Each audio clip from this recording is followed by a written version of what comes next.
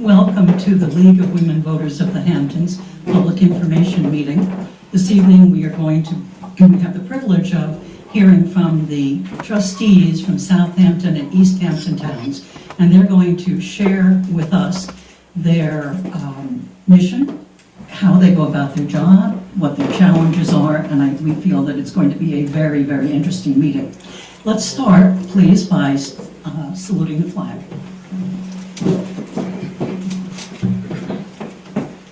I pledge allegiance to the flag of the United States of America and to the republic for which it stands, one nation, under God, indivisible, with liberty and justice for all.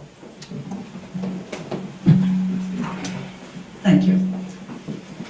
This evening's program was brought together by the Natural Resources Committee of the League of Women Voters of the Hamptons, and that includes several members: Gloria Burke, Joanne Sanborn, Elaine Rivera, and Acton DeSuno, several others.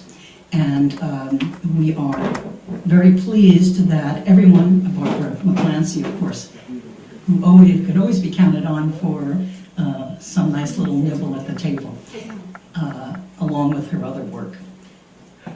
You know that the League is a nonpartisan group, and we're very political, and we explore all sides of a question. And we've done the same thing here this evening. We have invited the trustees to come and speak to us. We invited them as a group. They've made their selections, so the gentlemen that you see here have worked it out among themselves, among their trustee group, and that's how we have the representation that we do this evening. And I would like to turn the program over to Joanne Sanborn, who is going to take us through the rest of the evening. Joanne? Thank you. So we have two representatives from East Hampton, Francis Bach and Jim Grimes, and two from Southampton, which is Edward Warner and Scott Horowitz. They will speak for 8 to 10 minutes, and after they've finished speaking, then you can applaud, and then we'll open it up to answering questions, okay? What I'm going to do now is just give you a little history of how the trustees came about. So the trustees of the freeholders and commonalty of the town of East Hampton represents the original government of East Hampton. The trustee positions were created and granted sole authority over the town of East Hampton by King James II through the Duncan Patent dated December 9th, 1686. Although the Nichols Patent had defined the boundaries of the town of East Hampton in 1666, the Duncan Patent is one of the earliest of the New World documents to provide for a representative government by elected officials in North America. As the original governing body of East Hampton, the trustees managed and made allotments of the town common lands. Since their creation in 1686, the town trustee have continually functioned as the autonomous body and represent an important historic link to the earliest roots of our democratic nation. In the town of Southampton, the Duncan Patent granted the freeholders and commonalty access and rights to common underwater land, rights of way to the water, marshlands, and common areas. Also created the Board of Trustees to act as stewards of these lands. His Majesty King James, through his General Governor, Thomas Duggan, granted over 25,000 acres of land, instituting the first official government of the town of Southampton. Local, state, and even Supreme Court of the United States have repeatedly ruled that the Duncan Patent is still valid today as it was in 1686. Of note, Thomas Duggan was the second Earl of Limerick and a Catholic, as was James II. Thomas was considered an officer and a nobleman. His uncle was the Archbishop of Dublin. The colonial governor Duggan sailed to the Americas aboard the frigate Constant Warwick. Of another note, a town is granted a patent and a city is granted a charter by the British monarchy. So we'll have the first speaker. Good to me? Yes. Okay. My name's Francis Bach. I'm currently the clerk or chair of the East Hampton Trustees. I'm serving my fourth term. Yeah, just turn it to you, that's it. Okay. The changes I've seen in that short period of time is really quite remarkable. When I first started with the board, we mostly had disagreements over use of beachfronts, some of the bay bottoms and such.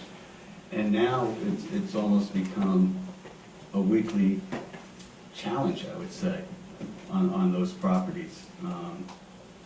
We've gone through a recent court case which is being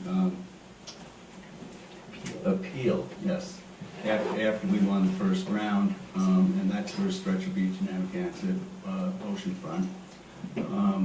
And we're also now dealing with Deepwater Wind. I'm sure many of you have heard of that, and never in the past has our board had to work with a major power supplier and their rights to bring their cables through trustee land. So things are changing rapidly, and we're trying to keep up with it. It's not always easy. You want to add anything to this, Jim? Running out of gas. I'm running out of gas. My name is Jim. Yeah, the 10 minutes was really generous. Right. Anyway, it works better off when people ask questions. Yeah. My name is Jim Grimes. I'm serving my second term on the board. Some of the stuff that Francis has already articulated is really true. You know, originally, the trustees' role was almost as distributors of the land. Okay, the trustees were there as a body to prevent people from landlocking neighbors, to provide the public's access to either their own properties or public properties. And in the case of both towns, there was a lot of land held in some form of commonage. Now, over the many years that the trustees in East Hampton have been in business, there have been some dark days for the trustees in that period. There's been, you know, like any other governing body, I don't want to call it corruption, but there have been times where judgment with respect to distribution of lands probably wasn't quite as altruistic as it should have been. Okay, so properties, frankly, were sold. Properties were sold, sometimes sort of friendly arrangements between fellow trustees or fellow townsfolk. It was small towns, and it is a small town with a fairly few number of people.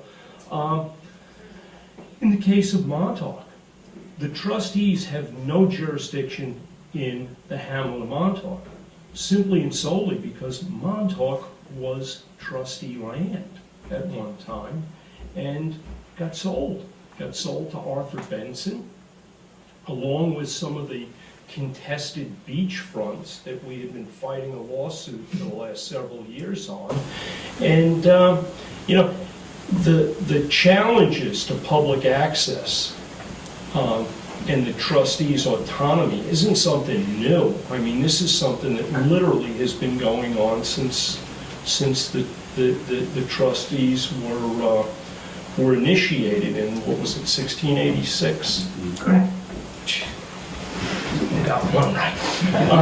But anyway, Francis is right. We find ourselves, and I don't know how Southampton has this, we're constantly being challenged, either our jurisdiction, sometimes the town boards, when it's convenient, they're very much looking for the trustees' help. But I feel sometimes like the ugly stepchild, where once our utility's done with it, just as soon we slipped back into the shadows and stayed out of their way. And it's not, in the case of East Hampton, it's not the case. The trustees are a single, separate body, and our role is to ensure you, the public's rights to access and utilize our resources. That's what we're here for. Part of those duties are doing some mundane things like issuing permits for new pilings on docks, issuing permits to do sand fencing along our ocean beaches, things like that. But it's real. I mean, our ultimate goal is when the public's rights to access the public's properties are challenged, that our role is to defend that. I think I'd like to pass it along to Southampton. I know it's not a great segue, but. Good evening, my name is Ed Warner. I've been on the trustees, this is like my 13th year. I started when after my dad passed away. I was asked to come on, so I was a half of basically term on there, and then I have 6 following terms. It's kind of ironic that East Hampton's talking about court challenges and defending our rights. We every day defend the rights of the town of Southampton as they do in East Hampton. We had just won a court case in Southampton, the beach, the picnic area. And it feels good to win a case, but the reality is when you win a case, more than likely it's going to be challenged again in the future, and or the same people will come back. And it's very difficult because the people that we basically have these issues with have more money than the trustees, the town, and the state. So basically we try to resolve the problems out of the court system, but most times it ends up in the court system, and it's very costly. And they were talking about being the red-headed stepchild, or however you want to call it, us and the town board. Well, we need the town board to basically foot the bill for some of our legal costs. And 12 years I've been on there, those legal costs run in tens to hundreds to almost $1 million, protecting your rights as town residents to go on the beach, drive on the beach, swim in the bays. So it's a real big challenge financially, and sometimes you get a town board that's very favorable to you and will work with the trustees and help us facilitate the funding and fight the fight. But and we did lose a big court case, the regulatory authority over the village beaches. Basically, East Hampton owns their beaches. The trustees in the town of Southampton has an easement, which allows us to do the historic things which have been done on the easement: swimming, fishing, hauling seaweed, according to the original papers. And this is going way back to the early 1900s, late 1800s, where there was a court case, and the president of the Southampton trustees stood up and said, we're fighting for the people who are here, basically the people that come from the city call us the unwashed. Basically, we go swimming at their beaches that they perceive to be their beaches, but because we were given it such a long time ago with a patent, and we've historically used this for hauling whales up, haul sending and fishing, we have these rights, and it was upheld then, and we've basically upheld it since, except for the last time when the villages basically, their attorneys took away and their lawyers took away our rights as, to utilize the beaches.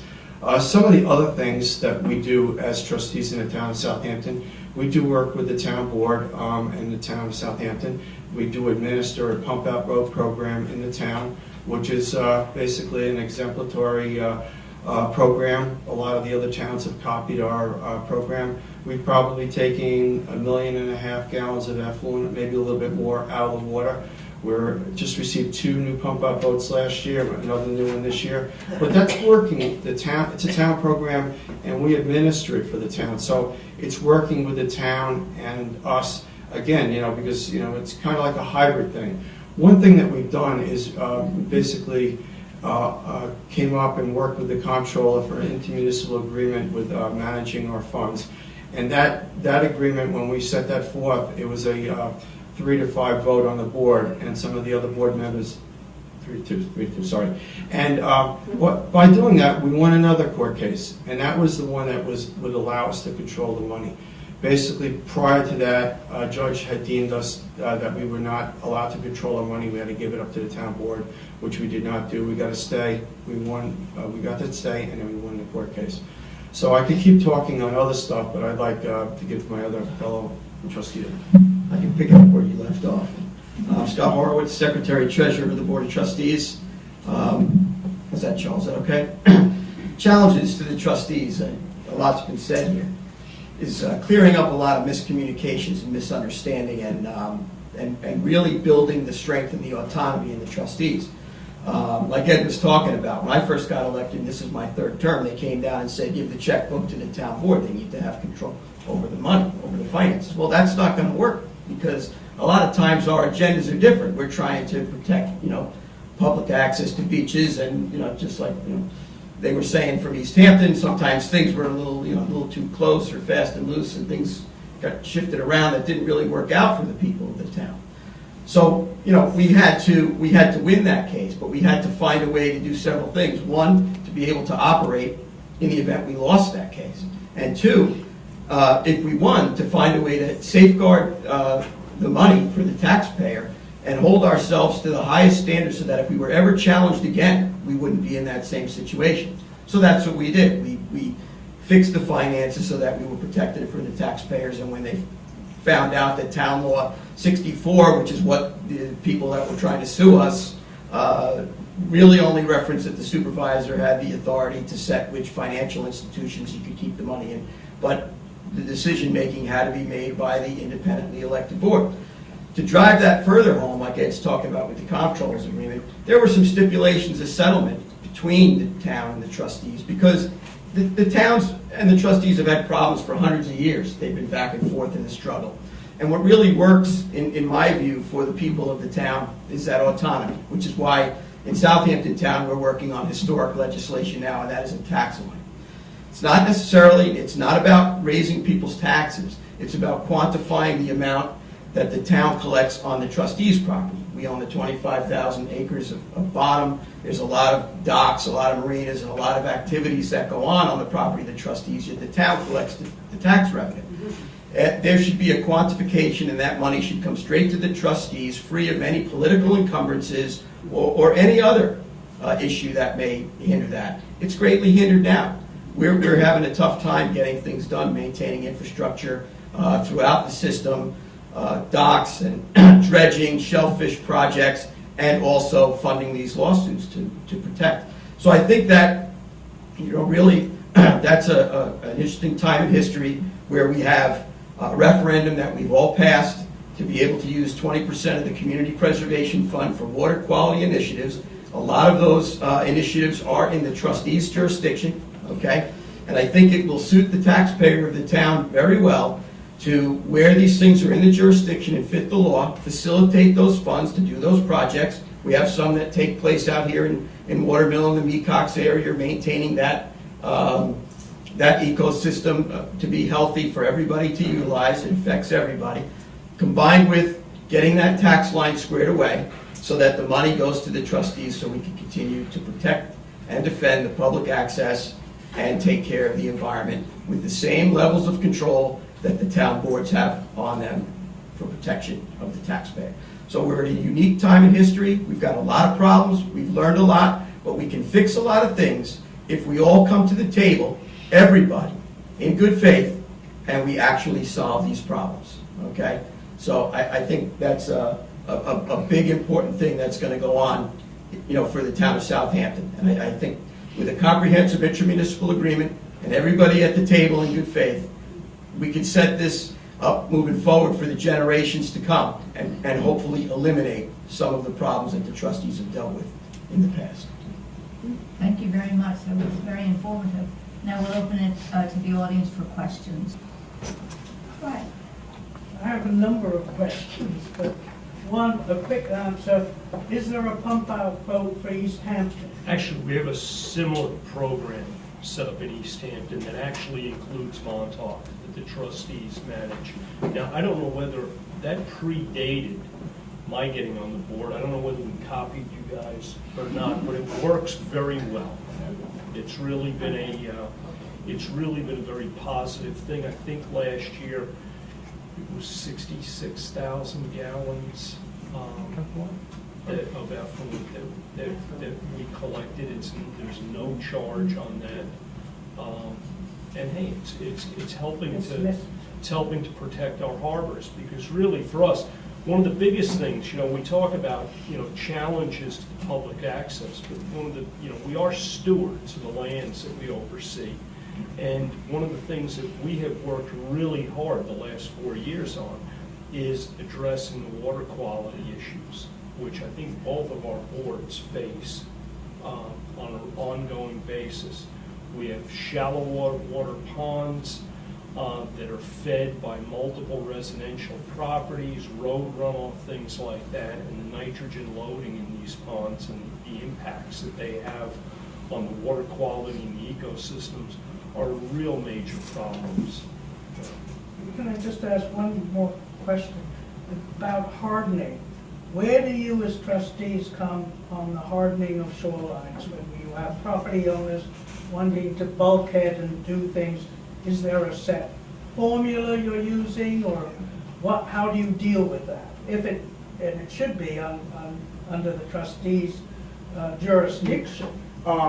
Basically, in the town of Southampton, when an applicant comes before us and it was a previous bulkheaded property or a seawall there, we would allow them to replace it in kind and in place. But as far as new hardening structures, that was the court case that we lost on the Barrier Beach into the village of Quogue, and the Napoli and Devine case, when they were putting a geotextile tube in there, and then we basically brought them to task. We initially had won the case, and they were supposed to take it out, and then they appealed it, and the judge reversed his decision, and he said that the value of the property was such that they were allowed to place that on our easement. And once they start placing these structures on the easement, and basically you get a storm, and it literally just takes the sand away, and then our easement, which is to the crest of the dune, is now stopped from going up, and in public access, whether it's walking or 4x4ing, or access to the beach is lost. At that point forward, that beach is going to be sand-starved, and it's going to progress down to the next door neighbor's house, which doesn't have any structure there. And if it's in a village, we do not have the ability to regulate it. They go right to the DEC, and after talking to some of the people at the DEC, and after Sandy, they've come up with a much different philosophy on how to deal with the ocean beaches. A good example is down in Montauk. That lovely sandbag structure that was there that was supposed to protect Montauk, which probably it will do, but you're going to lose your beach. So you're going to rent a beautiful place to stay. You're going to walk over this bunch of geotextile stuff piled up there, and you're not going to have a beach to go swimming in, or you're not going to have a beach to lay your blanket on. You can still go swimming. So yeah, we really review most of this structure. We try to apply common sense on any permits that we do. Most of the permits are in the tidal areas where raising the bulkheads up because of sea level rise and global warming has really played a real big part. We were allowing the properties to raise them up to, if the property, one side or the other was higher, we would allow them to go to that benchmark. After a consultant presented us with a bunch of information that it was given to him through the internet, and the DEC has allowed most of their projects to be raised up 18 inches. Basically, raising the bulkhead up 18 inches allows for less flooding on the properties, and it does serve in some good ways because the property doesn't purge itself of all the contaminants, but also some of these properties are now allowed to put some grasses and some plantings there that normally would be more of a marine environment. So it's a tough decision on these these applications on what to do. But in the end, we try to look out for what's going to happen in our 26,000 acres of underwater land in the shellfish. Any other question? Yes. I'm glad you brought up the issue of the CPF. and the 20% dedicated to water quality. I'm a little, when it was first passed, I thought it was going to be about improving the ponds or maintaining the health of the local ponds and waterways and so forth. But lately, I'm hearing a lot about drinking water quality, a lot of the money going to drinking water quality and paying for hookup access to Suffolk County Water Authority water. Where is the emphasis on that 20% CPF money? I mean, that emphasis, and it's the town board that really is going to drive the bus in the town of Southampton. It's the same in the town of East Hampton. Same in East Hampton. They have a committee that scores these projects, and then they make decisions on what they think is going to be the best, and it's a rolling number. Where I come from, as the treasurer of the trustees, we're trying to keep the trustees in a nice deep channel and be able to do all of this. And in my view of the finances, and in prior stipulations that the town had with the trustees and how finances were supposed to be handled, it's pretty clear to me that when you have water quality initiatives that we have to engage in, and it fits the law as it's written, because you have to go by the law, it should be facilitated to the trustees. That frees up a bunch of our enterprise revenue to then fix other things that need to be fixed or defend public access. So I think with the three components of the town board coming to the table via a tax line and providing the funds that are generated on the trustees' property, using the 20% initiatives for fixing things in the ponds and the lakes and shellfish, eelgrass restoration, whatever else within the working plan fits the law, providing that, combined with our enterprise revenue, perhaps we can get something done. I'm not sure that answered my question. What do you want My to know? question was, where is the 20% going to? Well, I think the town, I think a lot of it goes perhaps to, they're talking about septic systems. We don't have the say. Yeah. It's not our say. It's the town board, and then they have another board that they've appointed that's going to score projects that come to them, and they'll make recommendations to the town board. From our perspective as the trustees, we're going to figure out what is in our jurisdiction that fits the law, and then we're going to apply for that to try and fix the ponds and the lakes and the waterways that we can that fit the law. But we don't make the decision or have the control over that. Okay, you'll have to ask the town board members. Right. Okay. If I could, I'd like to answer that question for the town of East Hampton. Right. We're in almost exactly the same situation.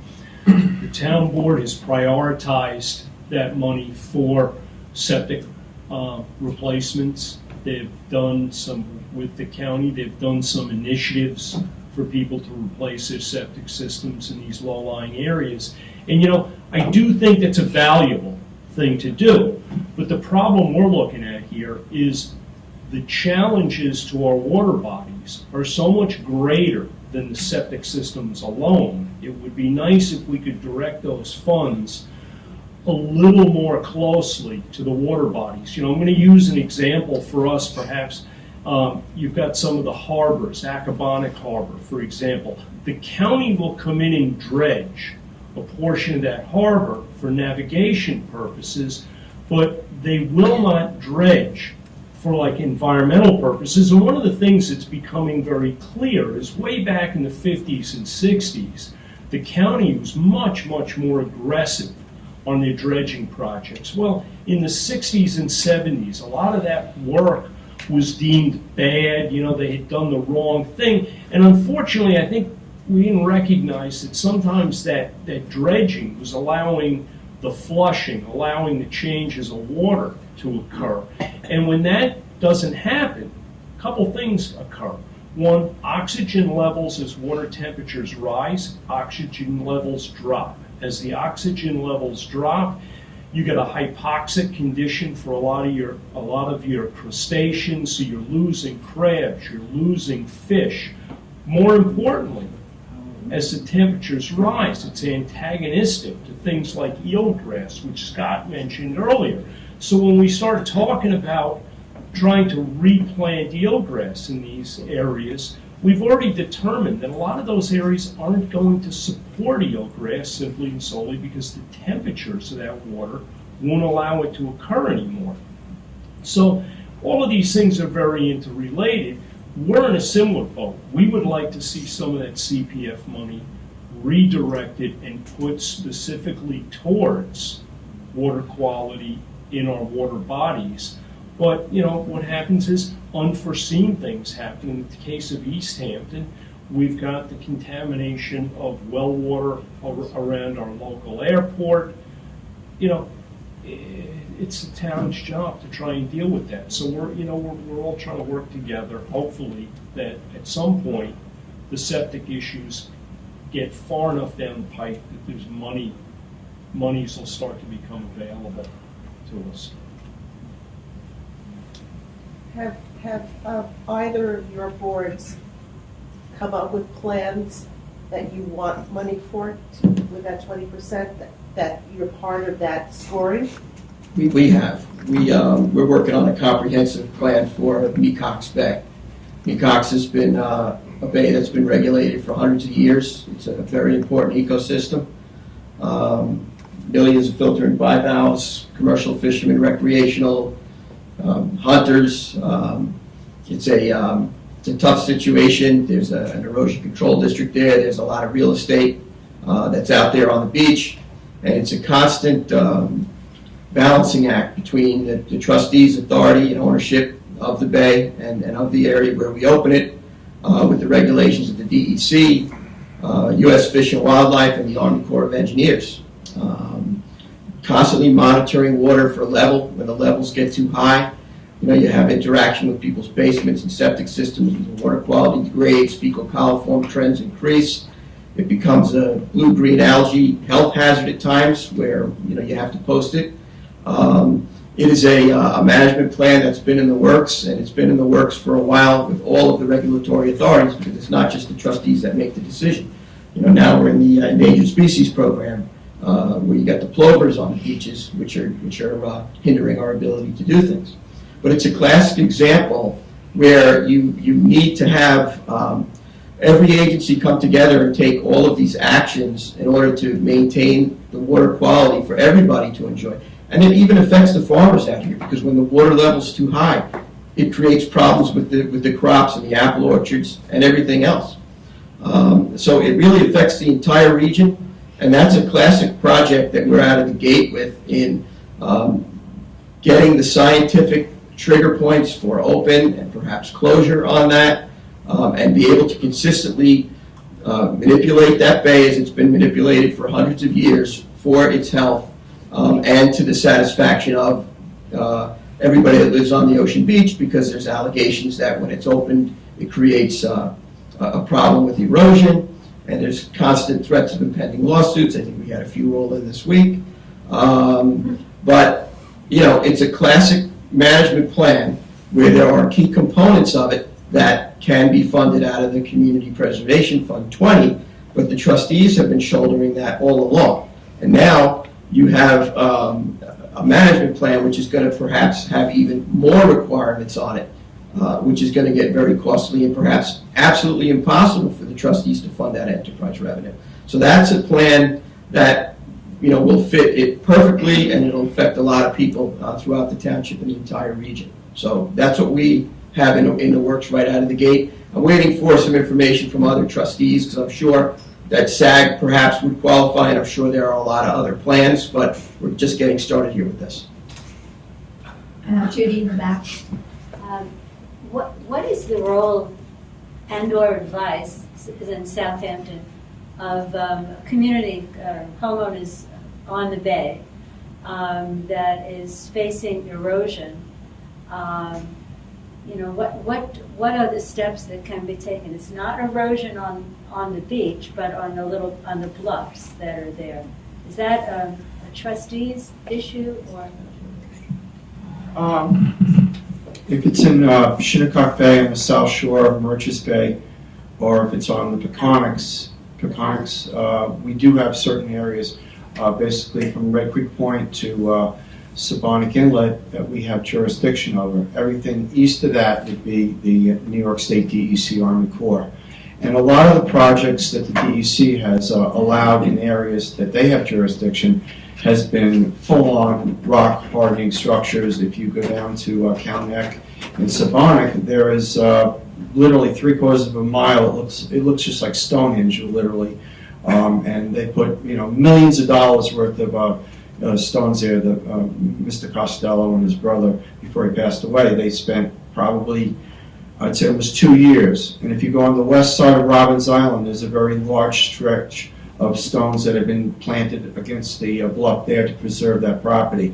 And the problem when this happens, it cuts down on the natural feeding mechanism of the bluff, basically breaking off through a storm, washing into the water, and feeding the beaches around the area. But understandably, a lot of homeowners pay a lot of money for their property, and again, it would be looked at in the court the way it was probably looked at for us up in East Cork. Is the value of the property such that it would deem something like this to be allowed? And if it had never been allowed, then everybody would have an equal chance, and everything would be, along the shore. You'd get erosion on everybody's property. But where a couple properties have been able to harden, your adjoining neighbors who don't have any hardening structures really feel the brunt of that, and that's it's a trickle down effect, and we really see it on the Atlantic front ocean after Sandy, because some of the properties that were hardened with structures, substantial rock walls, the adjoining properties were overwashed and they washed into the bay and stuff like that. And It's very important to talk about the different issues and the breadth of the issues that your two organizations address, and it's so impressive. And the lawsuits that seem to be coming all the time for years and years. But my question is, how are you organized to deliver on all of the responsibilities that you have mentioned? And related to that, you must have a plan. Maybe it's a budgetary plan, an annual plan. Maybe you have a 2-year plan, I don't know. But it seems to be a very reactive role that you play. So I'm wondering if you would comment on that.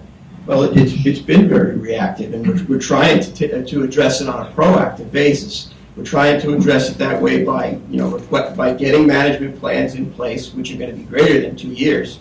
MECOC's been managed for hundreds of years, and it's going to be managed for hundreds of years. So, with that, and then finding a way, a sustainable funding source, there's no point in having a management plan if you can't pay for it. So then working it out with the Community Preservation Fund. And then I think, getting this historic tax line legislation, I think, is one of the most important things we can do in the town of Southampton, because then you can quantify an amount of money and have that funnel through straight to the trustees. You know where you're going to be, and then combine that with the enterprise revenue. That's what we're trying to do, and get our expenses adjusted. We pass a budget every year. We pass the first publicly adopted budget in 375 years. So that's how we're trying to deal with this. We're only going to be successful if we have the public support and understanding about how important this referendum is for the people of the town of Southampton, and having all the elected officials come to the table in good faith to solve the problems. To take these very serious problems of maintaining public access, the economic engine to the Hamptons, easement over 25, 26 miles of beach, and all these environmental issues, MECOC, SAG, Shinnecock Bay, where the trustees are the victims. We're the recipients of all the nitrogen, phosphorus, all the runoff that goes in. To think that the trustees are going to be able to fund and fix and repair all of this, a 5-member historical board with enterprise revenue only to do anything, is completely irresponsible. So the plan is to use these 3 components and get everybody to the table, including the public buy-in, because it's only going to be successful with public buy-in, and solve the problems for the generations, for our grandchildren and their grandchildren and so on, and try and eliminate some of the struggles that the trustees have had for centuries. We're at a unique time in history, as I see it. We've got all kinds of problems all throughout the town that pop up on us on a daily basis, but we're trying to stay focused on the big picture. And the big picture is using those 3 components and being successful with that legislation and continuing to educate the public so that they understand why there's two different boards and why they're so important and why everybody has to respect each other's jurisdiction. Okay? I hope that answers East Hampton? You received your funding through the town board? Some of it, yes, and some of Part of it, enterprise revenue, selling, no launching ramps, Right. clamming licenses, and it each goes back in the shellfish and maintenance of it and stuff like The that. sand that comes out of Mecox. We haven't sold sand in years. It was after Sandy. That was the sand was a unique time in the trustees' 300 plus years. And it's a time I never want to deal with again because of the amount of time that I spent giving permits and doing stuff. We were given a windfall basically of all the sand that was on the Barrier Beach ended up in Mecox Bay. And a couple of the trustees at the time decided to sell the sand, which we did for almost 2 years. And we built up a lot of money, and we basically didn't ask the town board for, litigation funding, or we bought trucks, we bought new boats and stuff like that. So we didn't burden the taxpayer with any of the historic stuff that we needed because we had gotten money from selling sand. It became very contentious with us and the town board because we had acquired a lot of money. I believe it was about $1.2 million, which everybody thought that we were rich, but by the time we ended up paying for all the projects and all the stuff that we had done, and also we had done a project in Mill Pond, the Foslock project, which I believe was $50,000 of that money went towards it. So we did, and the supervisor at the time said that the town was on hard times. Basically, they had limited funding, they were laying people off. So we were lucky enough to have some funding. So we did help out in everything that we could do as far as funding everything that normally the town board we would be asking for. So, Any other questions? I have an answer. I just want to get an understanding of how you're funded. In East Hampton, we get taxpayer money only for administrative purposes. They cover our office space, one secretary, trustee salaries, and office equipment. Everything else we raise through fees and permits. So we're not wealthy at all. But what we do have is some very good property owners who care about East Hampton and are willing to help pitch in and pay for what needs to be done. The Friends of Georgica, people who live around Georgica Pond, which is our largest body, have created an organization where we're working together with the village of East Hampton, the town, Nature Conservancy, the private homeowners of the pond, and the trustees, and the Georgica Association. And everybody's pulling their efforts together to try to clean up the water quality in that pond. And we have similar things happening elsewhere around East Hampton, so we've been pretty lucky that way. Yeah. I have a question. The Community Preservation Fund was a statewide initiative, I believe, wasn't it? No, it's only Southampton? No, it's, 5 East End towns. It's what? 5 East End towns. Okay, so East Hampton could have access to those fundings if they did something or had a specific project in mind. Well, the towns have access to that money. Right. Okay, but it's the town board that ultimately makes the decision as to where those monies will be dispersed. And the issues right now, it sounds like Southampton is very similar to East Hampton. East Hampton has put the priority on septic systems. That they've made their first priority. What I think a little bugaboo that's been thrown in there is the potable water supplies around the airports. So at this time, they basically have said this is what those monies are going to go towards, and it comes at a lot of frustration on our board because it sounds like we have some very, very similar interests in similar projects that we'd love to get off the ground, and it's tough because when you're dealing with town boards, The interesting thing that happens is they get caught up in such mundane things as employee benefits, paving the roads, raising their own salaries perhaps. I don't want to say it, I'm just kidding around. It does happen. But you know, it's easy for a town board to get very distracted by their own day-to-day and their own budgetary shortfalls, okay? And that's one of the things that clearly has happened in the town of Southampton, is there was always something more important than the projects that the trustees had on the books. And you know, that line item, providing funding specifically earmarked, that they can't be taken away for these water quality projects, is very, very important, because, hey, we've watched it on a local level, we've watched it on a state level. An example is the county, okay?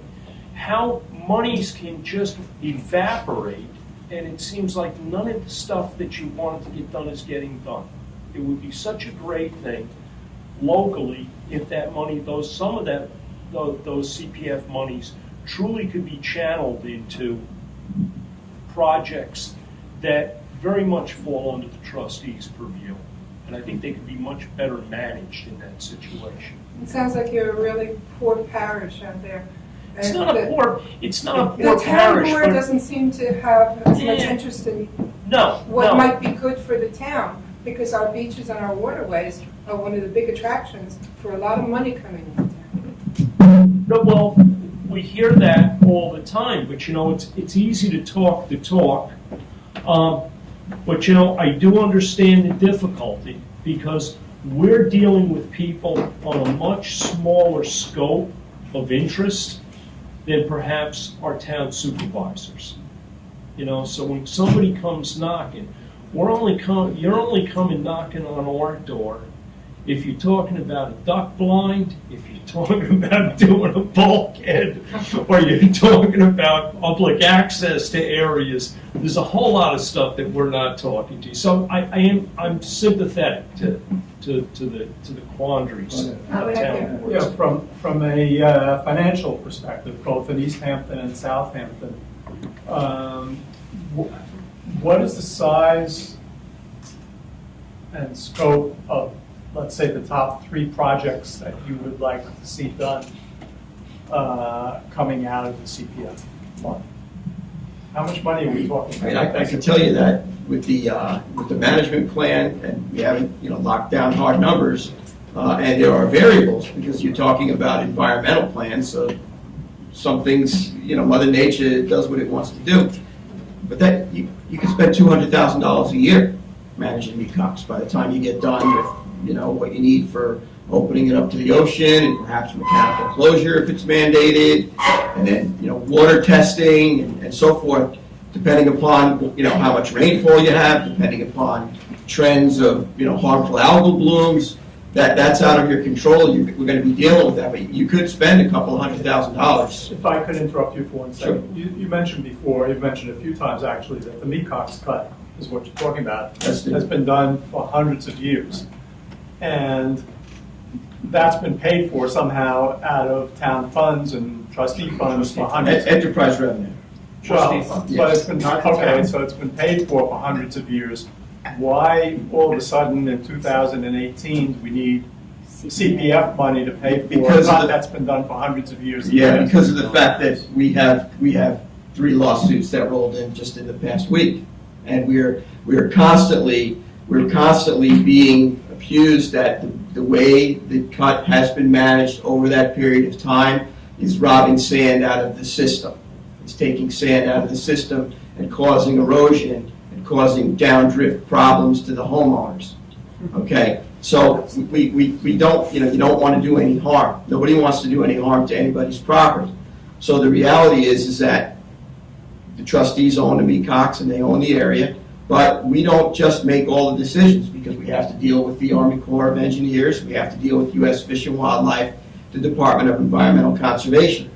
So everybody is now putting in their comments of what the beach is supposed to look like, what the grade is supposed to be over what period of time, under what parameters are we going to have to engage in a mechanical closure, how sophisticated a monitoring system is there going to have to be so that we can make sure that there is no harm being done to the beach. That happens to be in an area where they engaged in an erosion control district where the taxpayers voted to self-tax to build up that beach. We hold an easement over private property, okay? So they're alleging that there are issues. And, we need to engage in this. We can't not engage in this, and we can't discount it. And we're not the only regulatory authority there. So when you get everybody around the table to try and solve the problem so that we can maintain the water quality and maintain the big wide beach so that everybody can enjoy it and so that people can have protection for their homes, you end up with something. And I'm just giving you a number because we don't know what type of rainfalls we have. We don't know what fecal coliform trends are. We don't know what actions are going to have to be taken. You can open it, 5 times or 10 times. If there's a need for a mechanical closure, where is sand going to be stockpiled? How are we going to bring that sand in and push that cut closed? There's a tremendous amount of variables. So, if we want to solve the issue and we want to kind of settle it out and maintain the water quality, maintain that ecosystem, pay respect to the erosion control district and all the downdrift homeowners, we're kind of in a situation where we have to work with everybody around the table, but realistically, funding it the way that it's been funded for the hundreds of years with all of those parameters, it's not going to be doable or sustainable at all. So either they're going to have to utilize that fund if it fits the law, which a good chunk of it does, or they're going to have to find something else because we're not going to do it out of 4x4 stickers and ramp permits and stuff like that. It's just not going to work.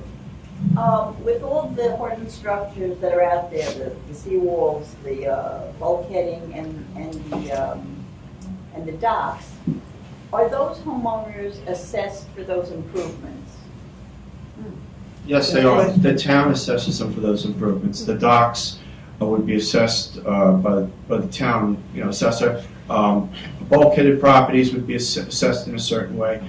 Different properties on different bodies of water are assessed a certain way. So yes, but basically we would issue a permit. We would charge them for a linear foot of the bulkhead, and that would be our, an application fee, and that's what we would get out. Why does it stop at the application? Why aren't those assessed fees going to you to maintain the? That's the tax. That's what we're talking about. That's the next. Is that the only source Yes, that you would get? I believe in East Hampton, and they could speak to what we do once we review an application, and when we permit the structure, whether it's a dock, bulkhead, or seawall, or whatever it is, we get that initial application fee and the fee for the structure, and if and when it's ever replaced, then we would do that again. On any marinas, we only get that one-time charge too. I think East Hampton has it set up a little bit different. I don't know. Yeah, we're on docks and bulkheads for marinas. We're structured a little differently. These are big ticket items when you go for that permit. It's $150 for that permit. That's a pretty good. That's a killer number. Okay. What we do get in the town of East Hampton is we do collect basically an annual rent fee because you're occupying our bottom land. And it's not like that doesn't come with some real problems. Okay, we're in the process of sort of re-examining exactly how we manage that, because you can sell somebody some bottom space for their pilings, and you can sell somebody some bottom space for their dock. But then, if let's say one of their tenants, the marina's tenants, leaves their boat or something there, and it sinks in the middle of our bottom land, and we have this is ongoing, okay, and not in one spot. There's several of these things, okay. The marina owner, if there was a friggin' rope attaching that boat to that dock, he'd chews it off with his teeth, okay? They don't care, to make sure that that thing was just abandoned there. It's not his issue, okay? And ultimately, it becomes our issue. And when you start talking about expenses and, why does it cost $200,000 a year to manage something like Mecox? I can sympathize with this because I know what we spend a year in trying to deal with stupid stuff that's abandoned in 3 Mile Harbor or that. And, when you start dealing with these things, it depends on the boat. It could be anything as small as a couple $100 or $20,000 to deal with one of these things. And then there's all the legal maneuvering you have to do to be able to deal with that stuff, because you can't just go over and take that because it's personal property. It may even be a documented vessel that's sitting on the bottom, and you have to get permission, and then it takes so long to get permission that an osprey builds a nest on the remains of that boat. Okay, so now you're dealing with federal fish and wildlife because you're really not going to touch this friggin' thing now. So that's. And then the fucking boats come. It's true. It is, we did it. When I first became a trustee, one of the things I had to do was remove a boat from one of our trustee basins. Well, the guy came from another state, he tied up, the boat sunk. We went down to take it out, we found out it was a documented boat. Let me tell you, it probably took us 6 months and I don't know how many hours of attorney fees to get that boat removed. It cost $8,000 to get it removed. But all the oil and everything that was in that boat was all over Shinnecock Bay. And there was nothing that we can do. Okay, well, we should ask you the important question in East Hampton is your views on deepwater wind, and should they come in on the Wainscott Beach? And I think, given the circumstances, our board is still weighing that issue, and it would be premature to make a comment on that until we've actually, as a board, voted on it. Certainly, there's a lot of issues there. Jerry? I have 2 questions. One is, where do trustees get their technical information from? That's one. And secondly, how come I haven't heard anything about arbitration and mediation? You seem to have to go to the courts almost instantly.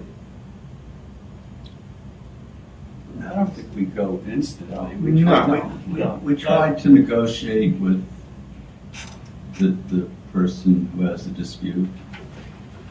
We try to stay out of court. I mean, it's just way too expensive. I think, some of these things, do you go to arbitration? I think there's a lot of times you do. Like any lawsuit, sometimes those are driven by individual personalities. Actually, frequently they're driven by individual personalities. And, we've had members of our boards past. In fact, you can go through history and see where boards in a particular time period had a particular attitude, which were individuals' attitudes. And they flew contrary to somebody else's attitudes, and somebody decided they wanted to litigate. But we do find ourselves every single day. We have permits, applications before us that we may not like that permit the way it's, or that application the way it is, but those applications take longer because there's a period of arbitration where you negotiate a finality to this thing, and sometimes that finality is unacceptable perhaps to the applicant, and they can turn around like anybody else and say, well, I'm not satisfied with your decision, I'm going to challenge it, in a court. I want to answer this question. Where do they? Technical. Technical. One of the first projects that I did as a trustee was on Mill Pond. It was a project, it was a solar V project. Some of the residents came to us with this solar V project. Basically, it's a water circulator. We put it in the pond to alleviate the blue-green algae.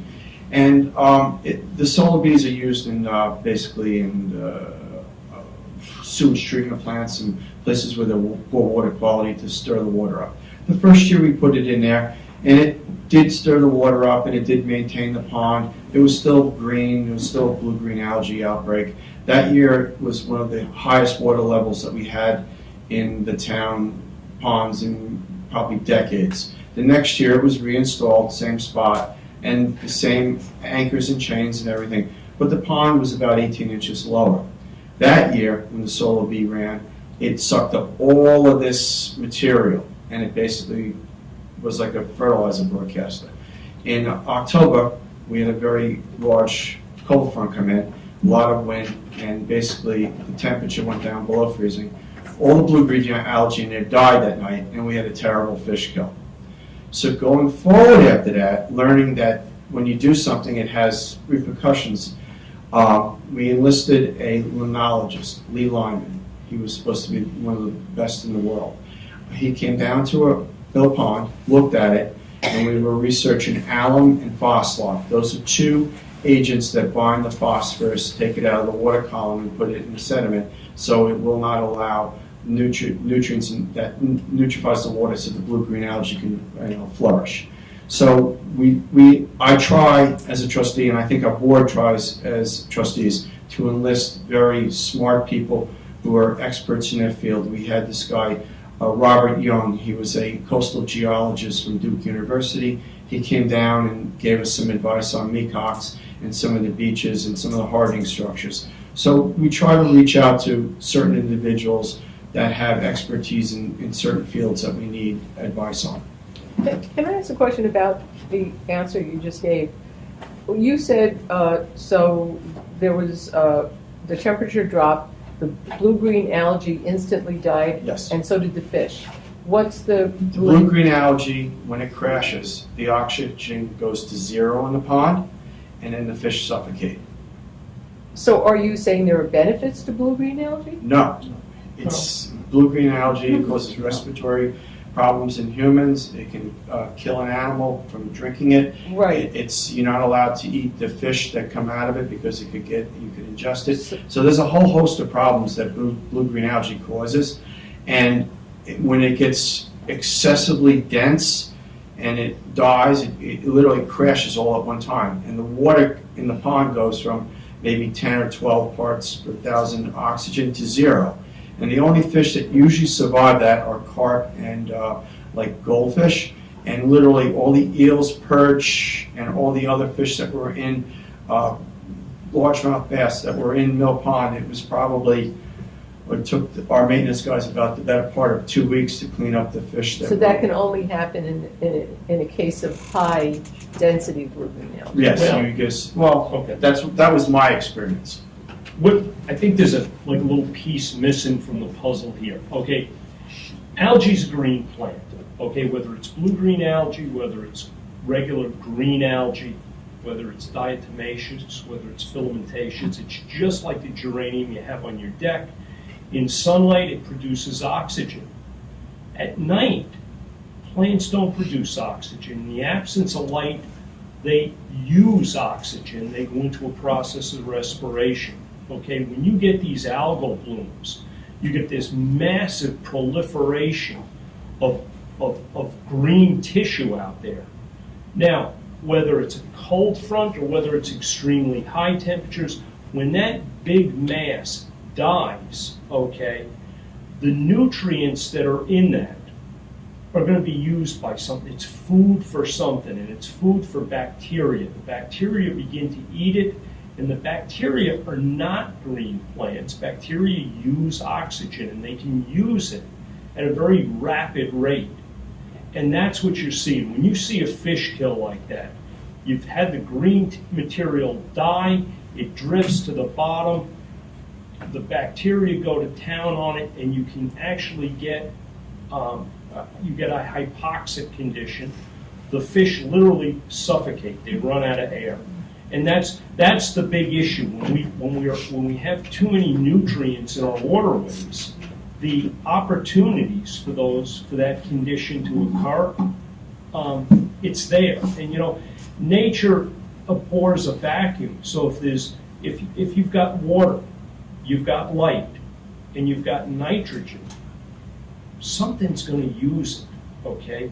Whether it's water lilies or whether it's algae, you know, it's like anything. Too much of a good thing is not good. And one of the things that happens to us here, and is it Ed? Yes.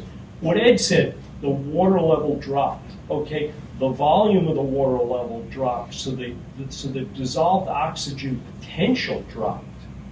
And as long as those temperatures remained low, you didn't have too much trouble. But as soon as, you know, it's very easy to throw things out of balance. We've had the same condition in some of our ponds. You know, it's not an unknown occurrence. And you've got things like carp, goldfish in a pond.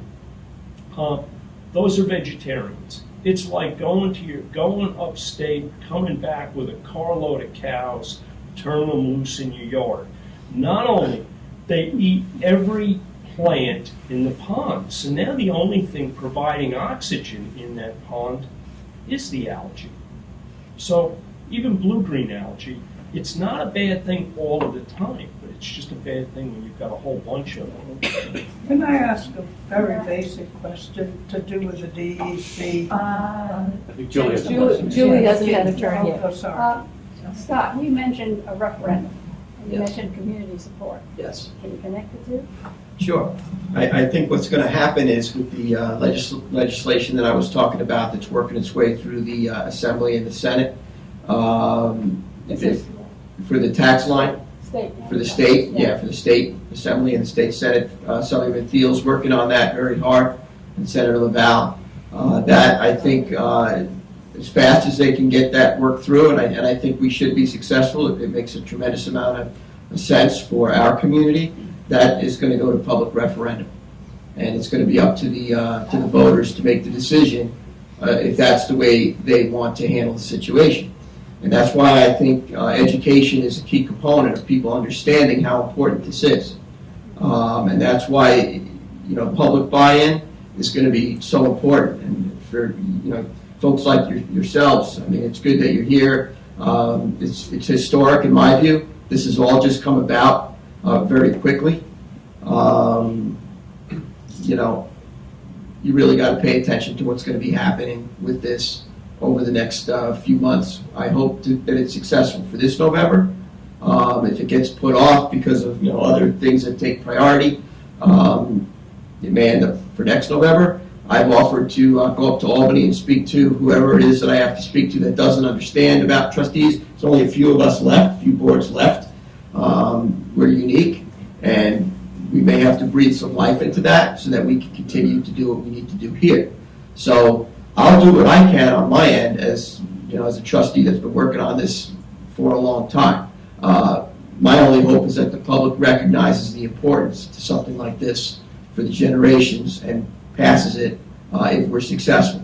Because I think that if we can't get it done now, with everything that's going our way to fix some of these problems that are trustee related, if we can't get it done now, then we might as well just stop talking about it. Has it passed either house? This is all brand new.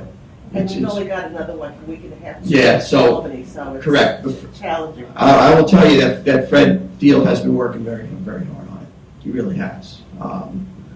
But you got to pay attention to it. Not many people know about it because it's so new. I just wanted to know, I'm confused of what the trustees own of the land and the DEC. Before you were mentioning that the rock revetment somewhere was DEC controlled and where the trustees controlled. Well, there are certain underwater lands that were deeded to us, and there were certain lands that are outside of our jurisdiction. Like Peconic Bay, everything from the high tide mark, seaward out there is state-owned underwater lands. Everything in Shinnecock Bay and all the creeks and harbors, the 25,000 plus acres that were given to us through the patents are under our jurisdiction. When you get to the Atlantic Ocean, basically everything from the high tide mark seaward out there belongs to the state of New York also. We have an easement that runs from the high tide mark to the crest of the dune. So there are different areas where, and then just because in Shinnecock Bay, just because we own the underwater lands, when we go to do a project or a homeowner goes to do a project, they still come under our review as the trustees, the review of the DEC, and also the Army Corps. So there's other permitting agencies which basically do the reviews on each one of the applications, even though we are the property owners. Thank you. George? Yeah, couple questions on the tax line. Would the East Hampton Town Trustees consider seeking a separate tax line? We're watching this really close. But you think you might, You you know, might do it if this happens? We'll discuss it. Now, on the referendum, you were talking, Scott, about the timing. Could be this November, could be next November. There's something I'm wondering if it wouldn't affect it.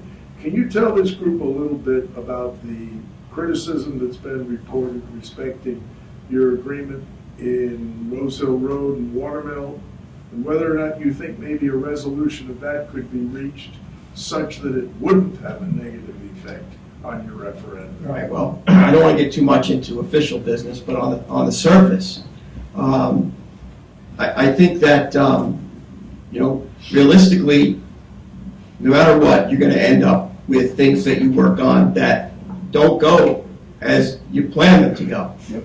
But I think at the end of the day, you got to keep your eyes on the big picture.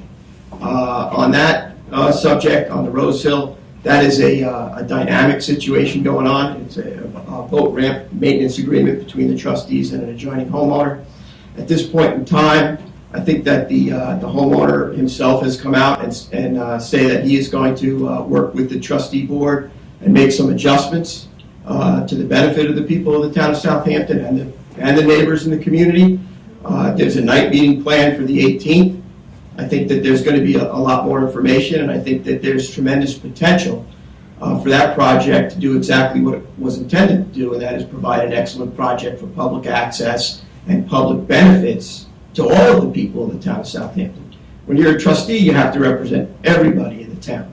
And what I find what happens on many issues, which is why education is very important, is that there's a lot of misinformation or misconstrued facts or confusing issues that get further confused. And I think those things have to be cleaned up. The trustee boards are some of the misunderstood boards that there are.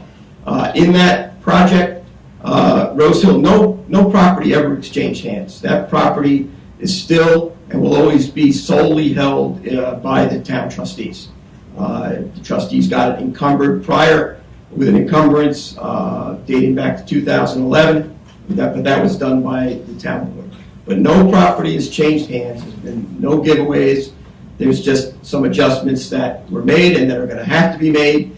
And I would say that because this is not an official meeting and that is a tenuous situation, that I think, again, if everybody comes to the table in good faith, the intentions were very good, I think there can be an excellent resolution to that will benefit greatly everybody in the town of Southampton when it's all said and done. And like you were trying to make a reference that may affect, the other situation, that's terrifically unfortunate if it does. And I think that's where the public needs to come out and really take a look at the big picture of what's going on. And that's why I think everybody needs to communicate and everybody needs to approach things, respectfully and fairly, because that would be unfortunate. We are really at a crossroads where I believe we can fix things. And rest assured, all of the folks that are involved, we can't always agree.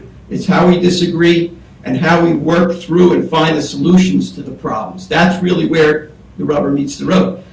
People say, well, I wasn't happy with my meal or with the way something was fixed, whatever. But yet if those folks say, listen, I'm sorry, we'll give you a new one, let's fix it, at the end of the day, it turned out okay. I think that's really where we need to think and where we need to be. Let's work together, let's come to the table, let's work it out, but let's also keep our eyes on this issue especially, because you better believe, when I first got there, we were sued because there were people that got together and said, we want to defund the trustees. That's what their agenda was. Defund the trustees. That is for their own agenda. That's not for the benefit of the freeholders and commonality of the people of the town of Southampton. So there are people that will lobby against it for their own agenda.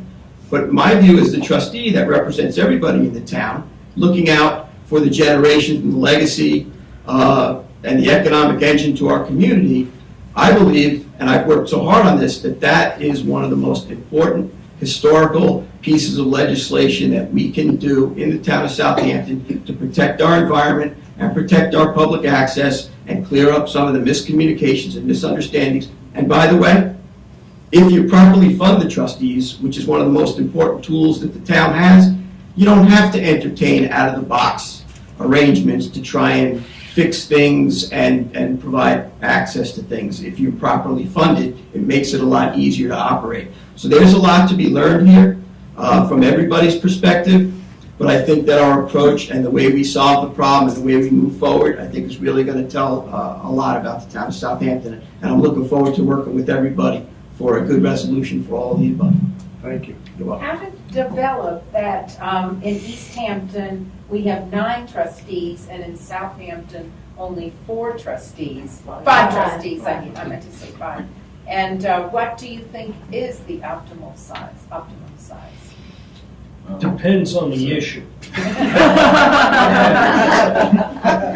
9 is unwieldy quite often. But we did start with 12, so we're working our way down. So how does that change? How did that change take place? Honestly, from 12 haven't to been 9? able to find that. I think the original trustee boards did have 12 trustees on them, I believe. I think ours did also. How we came to just having 5, I don't know. And there was, at one time, there were 2 trustee boards in the town of Southampton, and they were at odds with each other. But anyhow, as far as the workload that we are under, you can have a dozen trustees sometimes, and you wouldn't be able to accomplish everything that we need. Field the phone calls and be at every meeting. There's something going on in Flanders tonight that I should be attending because of another, access thing with the community up there. But I'm here because I accepted this first. And, trustee and my wife will think different of this. It's a part-time job. I'm a commercial fisherman. I mean, I do this because my father did it, and I think it's something that I can add, a lot of good quality things to the community. And I work very hard at it, and as most of the board does. And I do my due diligence when I go to vote on something like Rose Hill Road. I looked into it. It was a 5-0 vote, and everybody had the ability to look at the plans and comment on it. When you bring a topic up for discussion to a board, and the whole board agrees, no one's going to say, let's have a public hearing, let's do some more research on it. And the town board did too on this thing. And so it never triggered anything. So me and the rest of the board felt that we were comfortable with it. But going forward, trustees, as many as you can have, I think 9 would be a lot. I think 5 sometimes isn't enough. But what is the perfect balance? And you have to remember the town board is paying for our salaries and our staffing, so we don't want to strap them because we haven't gotten raises in so many years. It's kind of like The tax line. funny. But I'd rather take it with our tax line when we get it and how best to run it as a business. So if we need 6 trustees or 7 trustees, we can afford that and make the trustees work better. Maybe that's the answer. But right now, we're going to deal with 5, and we're going to make the best we can out of it. We have time for 2 more questions. This lady here. Hi. I have 2 questions, but the second one should be a really easy answer.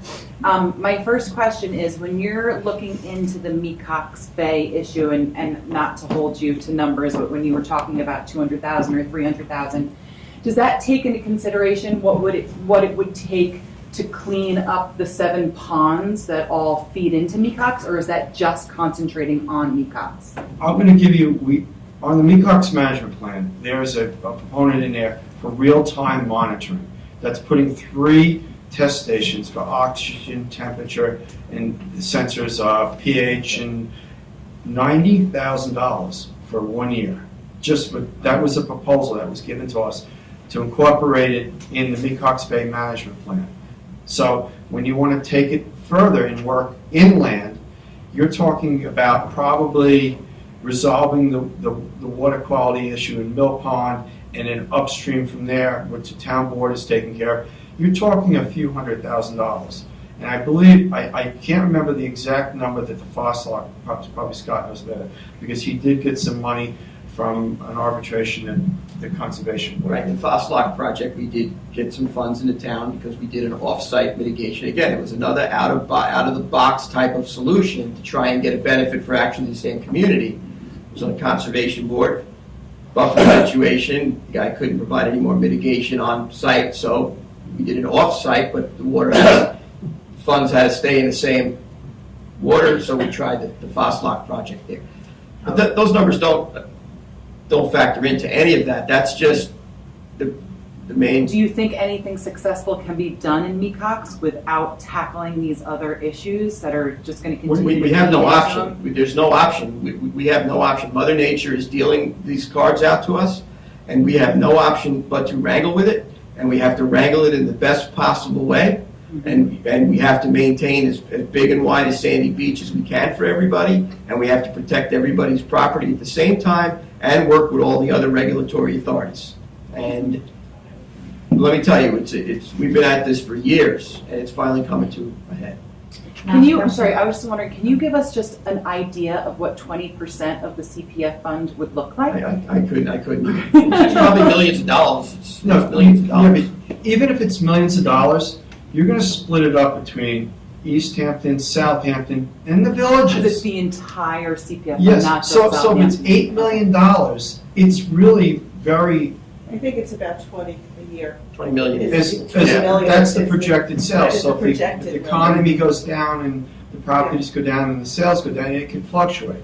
But even still, if you're going to, how many villages are there that can get this money? So it wouldn't just be 20% wouldn't be coming to Southampton's trustees. No, you have to apply. The village of West Hampton Beach is looking into a sewage treatment plant up on Grabowski Airport.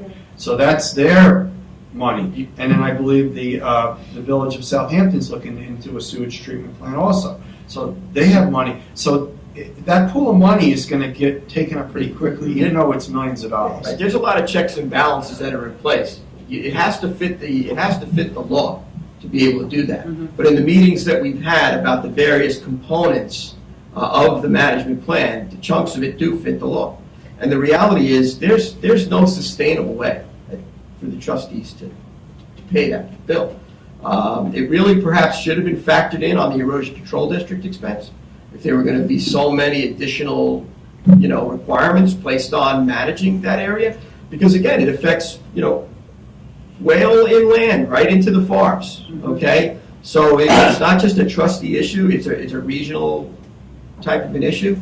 And again, to place it on a 5-member historical board with enterprise revenue, to think that you're going to be able to sustainably solve that problem, it's kind of irresponsible. Enterprise revenue is revenue that comes from permit fees and things like that, not taxpayer driven, but done that way. That's what that is. We call it enterprise. We have to be out of here at 9, so we have one more question. If the tax line legislation is enacted, what is the process for setting the amount of money that's going to be on the tax line? That's an excellent question, because we would have to have a discussion with the town board and figure out how much, like we were talking about East Hampton, you were saying that, well, you guys have, people have docks on your property, but we're not getting the revenue. The revenue is going to the town. People are already paying those taxes. So you're not per se talking about raising taxes. You're talking about quantifying what it is that the people are already paying and how much of that revenue is going to the town general fund and sending that back to the trustees so we can take care of the water quality initiatives and all the other work that we have to do without any encumbrances, okay? And that's going to be a calculation that we're going to have to sit and work on. And we're also going to have to design a comprehensive intermunicipal agreement where, the two independent governments plainly state who's going to be responsible for what and how we're going to operate moving forward. We already have a stipulation of settlement with the town.